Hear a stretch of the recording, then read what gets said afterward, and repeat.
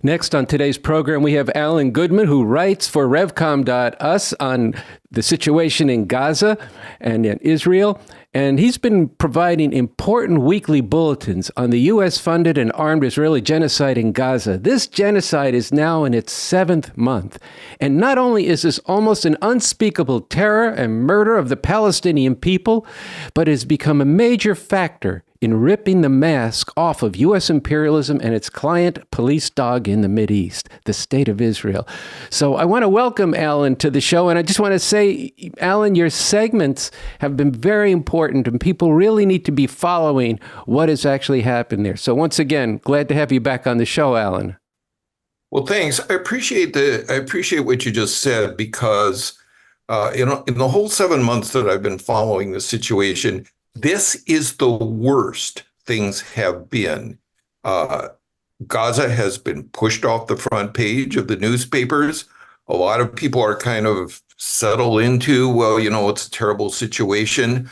But again, I'm making a case in my articles, and I'm going to make it here, that a really dangerous escalation is taking shape right now. And I'm going to pose, and I know you're posing, if this is true, then all of us, especially those of us here in the belly of the beast that enables and needs Israel, have to confront and respond to that reality. So I really appreciate the chance to connect that as best I can with your audience. Well, okay, Alan. So look, this part of the story is that Israel has created a famine in Gaza that's reaching catastrophic proportions. But as you just said, in much of the U.S. media, the story is buried, if mentioned at all. Could you describe the situation now and how this depravity on the part of Israel is taking shape? Well, the short answer is people are starving to death in a horrible, horrible way. Mothers don't have enough nutritional intake to produce milk to feed their babies. Any attempt to get in aid has been completely shut off now. Just to put things briefly in perspective, it took 500 truckloads of aid to keep people from starving to death before October 7th. Last week, 30 trucks a day trickled in. People do not have water to drink. Israel systematically destroyed the well water sources that people were drinking. Now they're drinking water from whatever source they can get. The disease is spreading. There's no sanitation.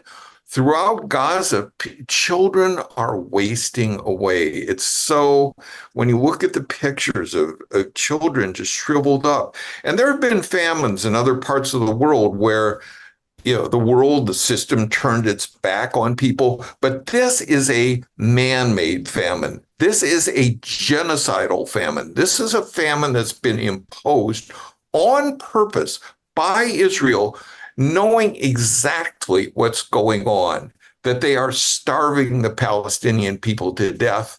And people are watching their children waste away. They're watching elderly people dying. And again, this is an imposed genocidal famine.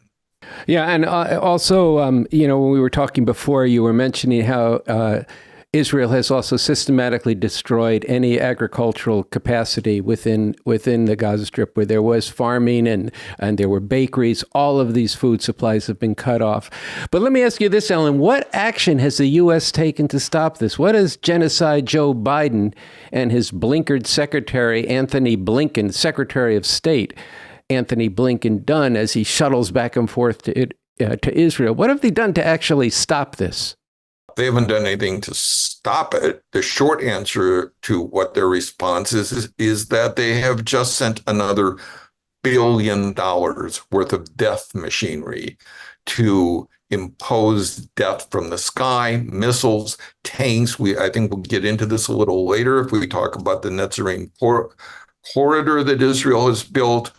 And the United States has and Biden and Blinken have provided diplomatic cover for Israel.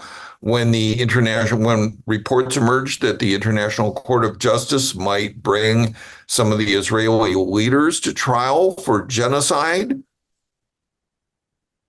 Biden denounced that as outrageous. It's not outrageous. It's a fact. And everywhere that there's public outrage, Biden is quick to say, oh, this is not a genocide. What do you call systematically starving a whole people to death? If that's not genocide, what is? Yeah, I think this is an important point, Alan. And there's complicity here for people living in this country. And I want to just play a brief social media post of some people who did something right in the face of Anthony Blinken. Watch this. China. He's a war criminal. He is a war criminal. The blood of 40,000 people is on his hands. The blood of 40,000 Palestinians is on his hands. He is a war criminal. He is a war criminal. Blinken is a war criminal. Pursuing military. Was 6 years old when Israelis killed her. His brother was 6 years old. Blinken, you will be remembered as the butcher of Gaza. You will be remembered for murdering innocent Palestinians. Alan, I just got to take a minute to talk about this Secretary Anthony Blinken. Last week, in addition to what he's doing, the war crime that's being committed, the crime against humanity that's being committed in Israel, last week he goes to Ukraine, where the U.S. is waging a proxy war using Ukraine's soldiers and the people with Russia, a war that's reaching some very dangerous places right now, but that's beyond what we want to talk about today. But what does Blinken do there? He goes into a club at night, takes out his electric guitar to play a song by Neil Young called Rockin' in the Free World.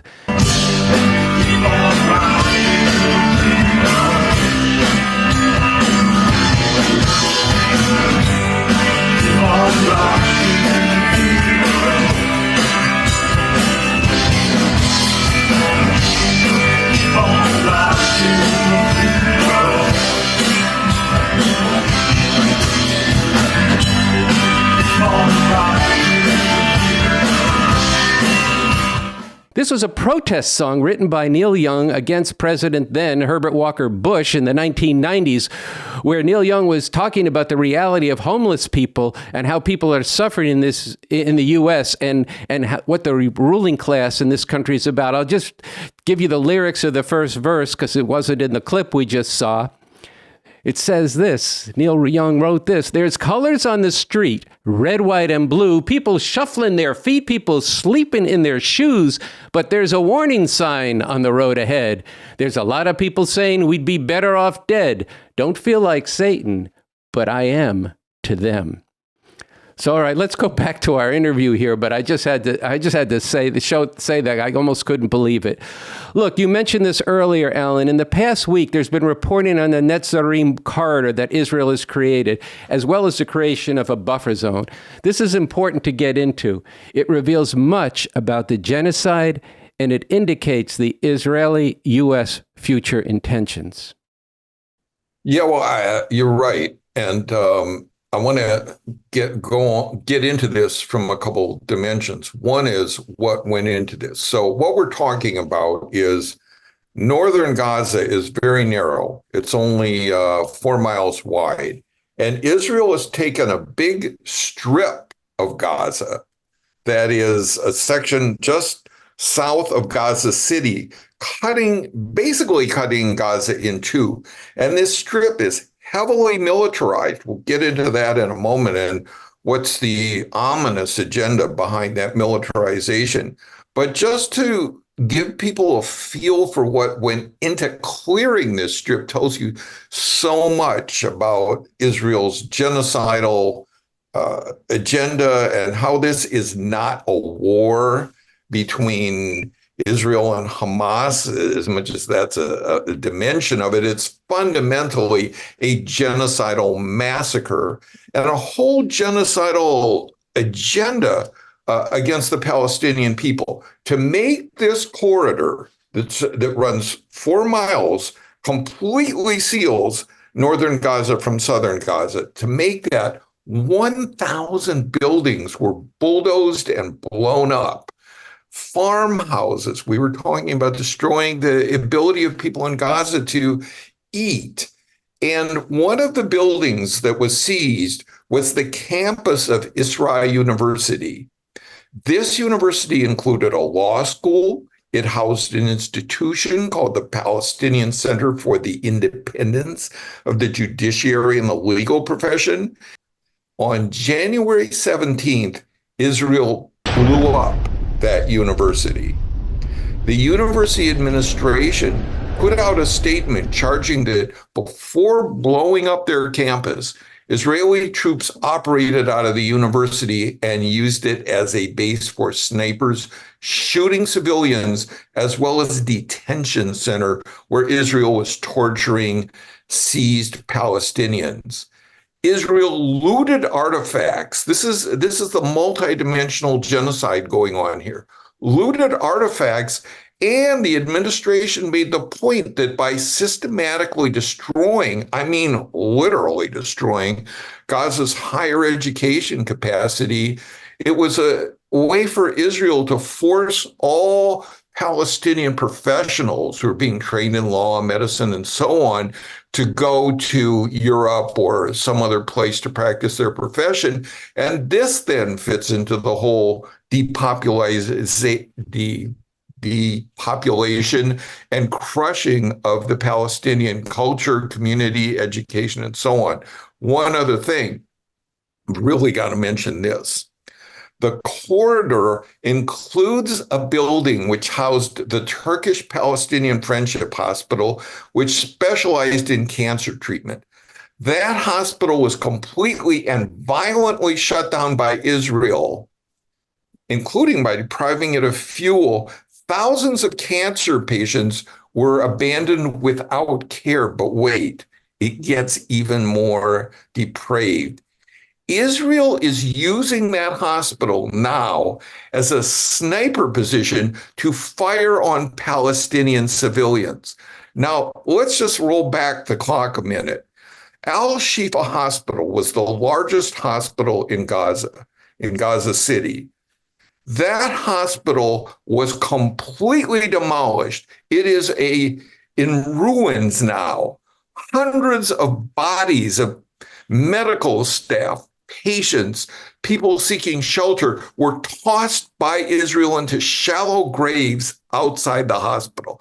And what was the excuse for Israel doing that? You remember this, Andy. People have been following this. Israel said that underneath the hospital, you couldn't see it in the hospital, but underneath the hospital, in tunnels, Hamas was using the hospital as an operational command center.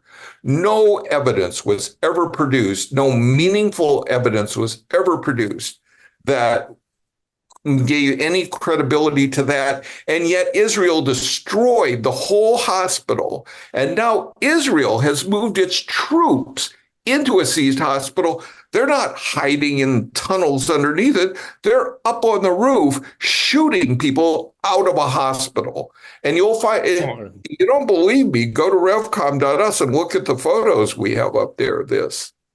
This is what we've said, unspeakable, but it's actually really happening. And another aspect of this, Alan, which we've spoken about, and, we often use the word and the movement of the students in this country about the struggle in Palestine has been, and in Gaza has been, that this Israel is a apartheid state. And bisecting the Gaza Strip like this is yet building, and there's walls on either side of this corridor, is creating a smaller and smaller space through which an apartheid regime can control the population. This is really no different than the Native American reservations that the U.S. set up in the West. This is no different than the ghettos and the walls that were put around the ghettos in places like Warsaw, Poland, during World War II against the Jewish people. And that's one of the bitter ironies of all of this. So, Alan, do you have a last comment before we close out today's bulletin from you? Just very briefly, the situation is the worst it's been. Most of the hospitals are shut down. People are starving. We discussed that. Israel is bombing and shooting up Jabalia refugee camp. stay tuned to revcom.us and follow our coverage. But here's the thing. Our response here in the belly of the beast that's sending these bombs over to blow up hospitals and universities, we have to be in the streets. We have to be spreading the struggle. We have to measure what we do by what's going on over there. Good point. All right, Alan, we'll see you next week. Great.